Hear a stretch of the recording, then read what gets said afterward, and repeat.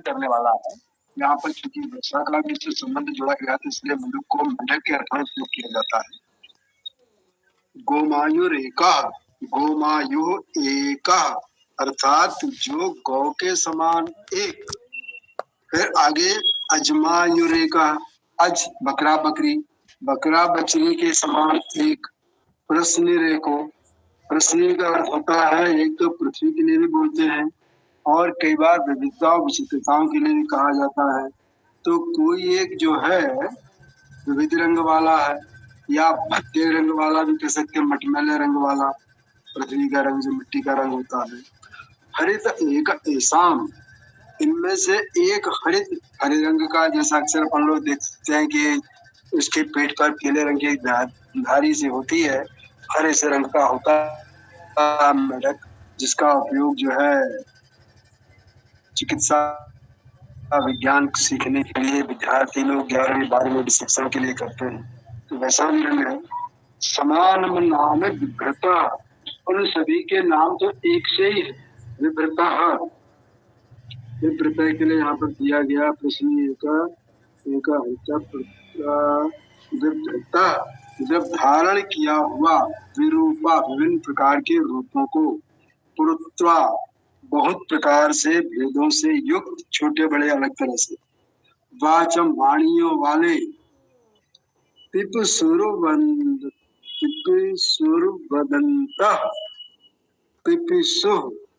पिपिसु मतलब एकदम क्या उचक करके सामने अचानक आ जाना, उसको बोलते पिपिसा, एकाएक सामने आ जाना। वदंत बोलते हुए, तो इसका अपन अर्थ इस तरह से भी कर सकते हैं कि कोई एक जो है गाय के समान है, बोलता है, आवाज निकालता, वाचम आया। कोई बकरा बकरी के समान आवाज करता है। किसी का रंग धरती पृथ्वी के समान मटमैला है, किसी का रंग इनमें से हरा है। समानम नाम विभ्रता, और इस प्रकार से ये अलग अलग एक होते हुए भी एक समान नाम को धारण करते हैं। इनके अलग अलग विभिन्न रूप होते हैं। पुरुत्रा बहुत सारे इनके भेद भी होते हैं, छोटे बड़े मझोले, उस तरह से। पिपसुरवदंता, जो एकाएक प्रकट होकर के बोलने लगते हैं, क्योंकि पहले से हमको पता नहीं होता कि मेढक कहाँ है। अचानक उत्पन्न हुए, अपन कहीं निकले किसी पानी के टीले के आसपास, वहां बोल, या कहीं पर कथा वाचन, कोई सत्संग चल रहा होता है, तो वहां ज्ञानी जन अपना कोई प्रश्न रख देते हैं। वो जो वहां पर बैठे हुए वाचन होते हैं, वक्ता, वो फिर उसका समाधान करने का प्रयास करते, समाधान करते भी हैं। तो इस तरह से भी इसको लिया जा सकता है। अब इसका पढ़ते हैं भावार्थ। भावार्थ इसमें किया गया है कि परमात्मा उपदेश करते हैं कि जिस प्रकार जंतु स्वर भेद, आकार भेद और वर्ण भेद रखते हुए जाति भेद और वाणी भेद नहीं रखते, इस प्रकार हे मनुष्यों, तुमको प्राकृत जंतुओं से शिक्षा लेकर भी वाणी का एकत्व और जाति का एकत्व दृढ़ करना चाहिए। जो पुरुष वाणी के एकत्व और जाति के एकत्व को दृढ़ नहीं रख सकता, वह अपने मनुष्यत्व को भी नहीं रख सकता। ये इस पुस्तक का भावार्थ है। अब दूसरी पुस्तक है व्याकरणाचार्य गंगासागर शर्मा जी की, उसमें इस तरह से लिखा हुआ है इसका अर्थ। मेंढकों में से कोई गाय की तरह बोलता है और कोई बकरी की तरह। एक का रंग भूरा होता है, दूसरे का हरा। एक नाम धारण करते हुए भी सब भिन्न अनेक रूप वाले होते हैं। भिन्न भिन्न प्रकार के शब्द करते हुए, वाणियां करते हुए प्रकट होते हैं। ये इस तरह से इसके अर्थ सामने आए। धन्यवाद।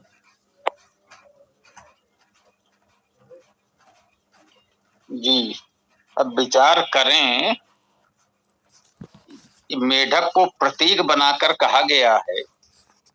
क्या मेढक इस प्रकार से होते हैं जो रंग, वाणी, विशेष रूप से मेढकों कि वाणी तो एक सी होनी चाहिए। मुझे ये बात लगी कि कोई गाय की तरह, कोई बकरे की तरह, कोई और किसी की तरह तो कैसे बोलेगा, है ना। हर प्राणी की एक अपनी वाणी है। तो मुझे लगा मेढक हैं तो सारे मेढक तो एक सा ही बोलेंगे, है ना। रूप रंग में थोड़ा बहुत अंतर हो, अधिक वो भी नहीं हो सकता।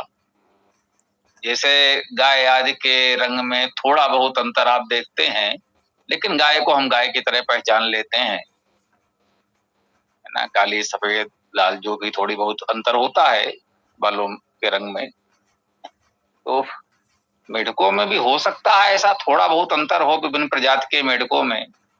लेकिन वाणी में गाय, बकरी या किसी अन्य की तरह से तो मेढक बोल पाएगा, ये कठिन है। अब यहीं पर हमें विचार करना पड़ता है। जिसे हम लोग पढ़ते थे तो कहते थे कवि कहना क्या चाहता है। ये वेद काव्य है, इसका रचनाकार इस मंत्र से, इस कविता से हमें क्या संदेश देना चाहता है। निश्चित रूप से वाणी कहाँ कब कैसी हो न?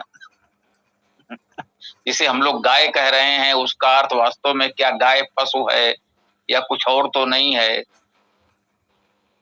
जैसे कई बार उदाहरण के रूप में आया है कि बताया कि गो शब्द गम धातु से बनता है, उसका अर्थ गतिशील होगा। गतिशील होने के कारण हम सभी पशुओं को गो कह सकते हैं। पशुओं के अतिरिक्त भी जो गतिशील हैं उनको भी गो कह सकते हैं। तो जब आप वेदभाष पढ़ते हैं तो अच्छे विद्वान और श्रद्धा वाले विद्वान, जी श्रद्धा भी है और पर्याप्त स्वाध्याय अध्ययन भी है, वो भी भ्रमित हो जाते हैं। गो का क्या क्या अर्थ होता है, यहाँ ये कर दिया, वहां वो कर दिया, वहां वो कर दिया। अरे भाई, गो का दो ही अर्थ है। गम धातु से बनाएंगे तो गो का अर्थ हो गया गतिशील, और गो धातु से भी गो बन सकता है, उसका अर्थ है शब्द करना। तो गति करना और शब्द करना, इनके अर्थ वाली गम और गो धातुओं से गो शब्द बन सकता है। तो इसका गतिशील और शब्दशील दो तरह का अर्थ कर सकते हैं, जो गतिशील प्रगतिशील भी हो और शब्दशील अर्थात विद्वान प्रवचनकर्ता भी हो। तो ये अर्थ कर सकते हैं। और मेरे विचार से अन्य शब्दों को भी देखेंगे तो इस प्रकार के अर्थ निकलेंगे। ये काव्य अलंकार, काव्य चमत्कार भी होता है। एक सहज भाव से देखें तो उसका इस तरह का भी अर्थ निकल पाता है, और गंभीरता से जाएं तो फिर बड़ा गंभीर अर्थ भी निकलता है। अभी अभी मेरे मन में आया, कहीं ना कहीं बचपन में पढ़ते पढ़ाते रहे हैं, काय को घटिए ब्रस भानुजा वी हलधर के वीर। संभवतः ये दोहा आप लोगों ने सुना होगा। ये अर्थ करने की गंभीरता की ओर संकेत करता है। व्याकरण से श्लेष अलंकार के रूप में कैसे अलग अलग अर्थ निकलते हैं और कितना वो चित्र उत्पन्न करते हैं। चिर जीवों जोरी जुरे क्यों न सने है गंभीर, को घटिए ब्रस भानुजा वही हल धर के वीर। कहना चिर जीवो जोरी जुरे, ये चिरंजीव जोड़ी बनी रहे, ये चिरजीवी जोड़ी बनी रहे। क्यों न स्नेह गंभीर, उनके बीच क्यों ना गंभीर स्नेह प्रेम हो। दो लोग हैं, इनके कुछ लक्षण है, वो बता रहे हैं कि आपकी जोड़ी तो चिरंजीव होगी ही, चिरजीवी जोड़ी होगी। आपके बीच बहुत अधिक स्नेह होगा, अवश्य होगा, होना ही चाहिए। क्यों होना चाहिए? बोले को घट वे ब्रस भानुजा, वे तो ब्रस भानुजा हैं। दो हैं, दो में से एक तो ब्रस भानुजा है और दूसरे को बोले वही हलधर के वीर, वे हलधर के वीर हैं। यहाँ वीर भाई के लिए आया है, वो हलधर के भाई हैं और वो ब्रस भानुजा हैं। जरा मैं कहूँगा कोई बताएगा ये ब्रस भानुजा और हलधर कौन है, को समझ में आया तो फिर मैं आगे बताऊंगा। ये रोचक प्रसंग है, वेद को समझने में सहयोगी हो सकता है।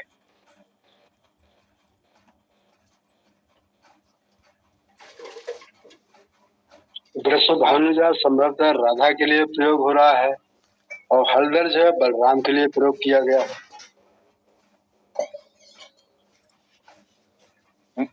जी, ये मध्यकालीन कवियों ने ये प्रयोग किए हैं, ठीक प्रयोग किए हैं। अब आप देखिए वृषभानुजा का अर्थ क्या है। वृषभानुजा का अर्थ आप दो प्रकार से कर सकते हैं। वृषभानुजा, एक वृषभानु है, वैसे तो व्यक्ति का नाम भी है और शाब्दिक अर्थ करेंगे तो भी निकल आएगा। वृष का अर्थ वर्षा करने वाला, पराक्रमी, भानु प्रकाशमान, वैसे यहां ये व्यक्ति का नाम है। वृषभानु नाम का कोई व्यक्ति है मान लीजिए। वृषभानुजा, उस वृषभानु से उत्पन्न उसकी पुत्री, तो उनके पिताजी का नाम वृषभानु बताया गया है, जिन लोगों ने भी जहां से भी जैसे भी किया है, तो वो तो वृषभानु के पुत्री हैं, ठीक। और वे हलधर हैं, हल को धारण करने वाले बलराम जी के वीर अर्थात भाई हैं। वृषभानु की पुत्री और बलराम के भाई। लेकिन भाई ये तो कोई विशेष बात नहीं हुई भाई, वृषभानु की पुत्री है तो है, हलधर अर्थात बलराम जी के भाई हैं तो हैं, इसमें विशेष बात क्या है। विशेष बात जो है, अब वो देखिए व्याकरण क्या कार्य करता है, व्याकरण इसका कैसे सही अर्थ निकाल के आपको देगा। को घट ये वृषभानुजा, वृषभ अनुजा। वृषभानु का जब संधि विग्रह करेंगे तो आएगा वृषभ अनुजा। वेद में वृषभ आएगा तो वृष धातु से उसका अर्थ वर्षा करने वाला, पराक्रम करने वाला होगा, अभिसिंचक पराक्रमी होगा वृषभ का अर्थ। लोक में जब आएगा, पौराणिक जगत में, लौकिक जगत में आएगा तो वृषभ कहते हैं बैल को। वृषभ अनुजा, अनुजा का अर्थ हुआ छोटी बहन। को घटिए वृषभानुजा, ये क्या है, ये वृषभ की अनुजा है, ये बैल की छोटी बहन है। बैल की छोटी बहन अर्थात गाय। और वी हलधर के वीर, वो हलधर, हलधर कौन है, हल को धारण करता है बैल। जब आप खेत जोतते हैं तो हल को बैल के कंधे पर रखा जाता है, तो वो हलधर है, बैल को वो हल को कंधे पर रखने वाला वो बैल है। और वे हलधर के वीर, वे बैल के भाई हैं। बोले ये बैल की छोटी बहन है, वो बैल के भाई हैं, तो दोनों में तो प्रेम होगा, है ना, एक ही जाति बिरादरी के, जिसे हम लोग कहते हैं। को घट ये वृषभानुजा, वे हलधर के वीर, ये श्लेष अलंकार का सुंदर उदाहरण भी है और इसी को हम काव्य चमत्कार कहते हैं। तो आपने देखा कैसे ये निकल आया, वृषभ अनुजा वो बैल की बहन है और वो हलधर हल को धारण करने वाले बैल के भाई हैं। अब सीधा अर्थ क्या है, बोले साहब वो तो बलराम के भाई हैं, वो वृषभानु की पुत्री हैं। और आपने एक व्याकरण थोड़ी सी लगाई तो अर्थ का कहां से कहां पहुंच गया। वे बैल की बहन है, वो बैल के भाई हैं, तो हैं तो दोनों ही गाय बैल प्रजाति के, तो है ना। ये तो ब्रज भाषा के किसी साधारण से कवि का साधारण सा दोहा है ना। वो एक साधारण सा कवि है जिसके साहित्य में इस स्तर की जब हम बात करें तो वहां उसी कोई पूछ नहीं है, वो किसी गणना में नहीं आता, किसी गिनती में नहीं आता, उसकी रचना है और ये हाल हुआ। और वेद, जब आप वेद का अर्थ करते हैं तो क्या ऐसे ही सीधा सीधा कर देंगे, जहां वृषभ दिखेगा वो बैल हो जाएगा, जहां गो दिखेगा वहां गाय हो जाएगा? क्या ऐसे वेद का अर्थ किया जा सकता है? नहीं किया जा सकता। अगर ऐसा देखकर बैल का, इसका वेद का अर्थ करेंगे तो वहां गाय बैल बकरी चराते रह जाएंगे। जो लोग इतने गहरे से नहीं पहुंचे तो उनको वही लगा कि बैल गरड़ियों के गीत हैं। हमने कहा हाँ बैल गरड़ियों के गीत हैं, हमारे यहाँ के गरड़िए भी वेद गाते रहे हैं। वो समय भी था और आज का समय है कि बड़े बड़े धर्माचार्य वेद नहीं पढ़ पाते। तो वेद का अर्थ करते समय हमें इतनी सूक्ष्म दृष्टि से, इतनी व्याकरण लगाकर तभी उसका अर्थ करना चाहिए। सीधे सीधे गो वृषभ है आदि देख करके वैसे अर्थ हम लोग नहीं कर सकते। तो ये सभी लोगों ने अनुभव किया है, और यही बात है कि कोई भी भाष्यकार हो, मैं कह रहा हूं जितना भी प्राचीन मध्यकालीन आधुनिक काल का कोई हो, अरे भाई वेद का इतना विस्तार है कि वो सारे विस्तार का अर्थ लिखना तो असंभव है। यदि हम बोलकर भी व्याख्या करेंगे तो एक एक मंत्र की व्याख्या कई कई दिनों तक मैंने की है। कुछ कार्यक्रमों में ऐसा पढ़ा है कि एक मंत्र आरंभ हुआ तो कई कई दिन चल रहा है, सप्ताह भर मंत्र। अब ऐसे ऐसे शब्द हैं, एक एक शब्द की व्याख्या करेंगे तो क्या होगा। कहीं कहीं गौरव जी भी साथ में रहे हैं, वर्षों पहले देखा है। तो अब वो सबको लिखकर कैसे रखा जाए, और आपके समझ बोले भी तो हर बार बोलने में सारी बातें दोहराई नहीं जा पाएंगी। कुछ कब छूट जाएगा, कुछ कब छूट जाएगा, कुछ आज बताएंगे तो वो पहले नहीं रहा होगा। तो ये सबको ये दृष्टि विकसित करनी होगी। हाँ ठीक है, इतने विस्तार में इतनी विद्वता में न जा सकें सब लोग, तो इतना तो ध्यान रखें कि गो वृषभ देखकर गाय बैल जैसा सीधा अर्थ तो वेद का न करें, थोड़ा तो व्याकरण लगाकर प्रयास करें, तो वेद की गरिमा के अनुकूल थोड़ा सा अर्थ तो मिल ही जाएगा। वैसे तो वेद का अर्थ विस्तार अनंत है, अनंता वै वेदा हम कहते हैं, तो वो तो सभी के लिए अनंत है, कोई भी पूरा पार नहीं पा सकता। लेकिन वेद के स्तर का साधारण सा कुछ तो अर्थ निकलेगा, इतना प्रयास तो हमें हम सबको करना चाहिए। और कहेंगे प्रयास करेंगे तो कर सकते हैं, ये इतना कठिन भी नहीं है। इतना अवश्य कह दे, सोचो कि इन्होंने क्या बता दिया, ये इतना कठिन भी नहीं है। इसको जब आप खेल बना लेंगे तो ये मनोरंजक पहेली बन जाएगा, आप खेलने लगेंगे, आनंद आएगा। यही गौरव 15 वर्ष पहले जुड़ा छोटा सा बच्चा था, यही अच्छा लगा। इनको जब ये सब बातें प्रारंभ में बताई तो हिरण्यगर्भ सूक्त आदि, ये जैसे आजकल के कह सकते हैं उस आयु के बच्चे फिल्मी गाने गाते हैं, वैसे हिरण्यगर्भ सूक्त ये बच्चे गाते थे। तो मुझे लगा हाँ कुछ बात हुई। निकलते थे जो यहाँ वहां नामपट बोर्ड लगे होते हैं, उसमें ये उपसर्ग होगा, ये धातु होगी। यहाँ वहां के कुछ भी शब्द हैं उसमें उपसर्ग और धातु ढूंढना आरंभ कर दिया इन बच्चों ने।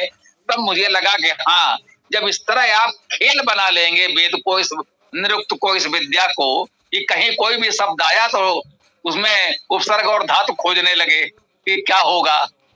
तो जब इस स्तर पर आप आ जाएंगे, उसको अपने जीवन में खेल बना लेंगे, बड़ा गंभीर बोझ नहीं कि हाँ वेद का अध्ययन करने बैठे हैं, जो हम कहते हैं कि वो चोटी लगोटी के साथ वेद नहीं पढ़ा जाएगा। जब वेद को आप खेल बना लेंगे तब उसका रहस्य और अच्छा समझ में आएगा। प्रसंग बस कुछ कह गया, जैसा भी लगा हो। तो देखिए आगे।